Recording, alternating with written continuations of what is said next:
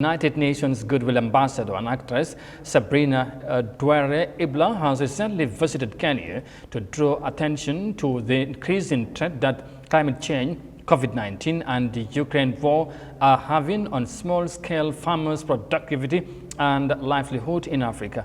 Moses Imendi again with this report.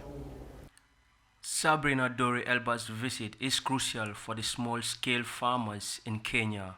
It has enabled her to partake in the launching of a new international fund for agricultural development IFAD initiative to aid small-scale farmers to deal with spiraling food, fuel and fertilizer prices.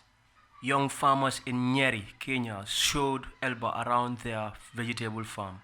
They are expecting a bountiful harvest of cabbages, peas and beans. These crops will later make their way into the local market where they will be sold for profit. For these farmers, the construction of a new irrigation system for water supply means year-round productivity and profit-making. Mary Nyaguti is a small-scale farmer. Before irrigation, it was very hard because we relied on the rainfall water and the earnings were very minimal. Irrigation is good because you are on production the whole year round. Prior to the setting up of the irrigation system 2 years ago, the farmers used to fetch water from a local river to water their crops. But the construction of the new irrigation system has changed their livelihood.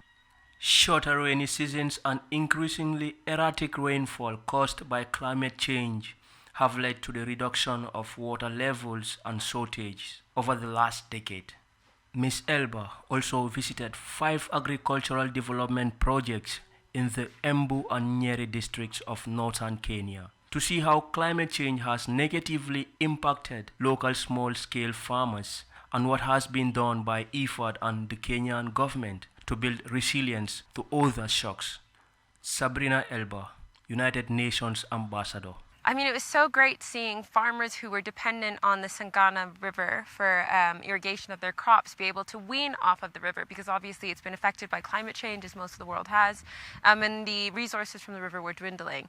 But as innovative as the people are, and with the investment of IFAD, they've been able to find alternative solutions. Apart from climate change, poor small-scale farmers in Kenya are also grappling with COVID-19 and price surges caused by the Ukraine war.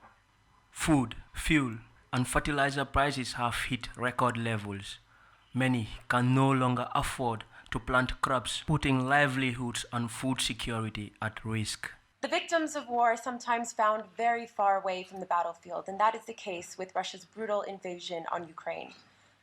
For while the fighting there is causing immeasurable difficulties and suffering and destruction, it's also threatening food security and livelihoods in some of Africa's poorest countries. The initiative ensures that small-scale farmers in poor countries most at risk of food insecurity can produce food over the next few months to feed their families and communities while reducing the threat to future harvests. If we do not act now, we risk a food crisis and worse, she concluded. IFAD has initially targeted 22 countries at most risk from the food crisis caused by the Ukraine war, with Somalia topping the list, along with other African countries including Mozambique, Ethiopia, Burundi, Eritrea, and Madagascar. Moses Mendy, Eyeafrica News.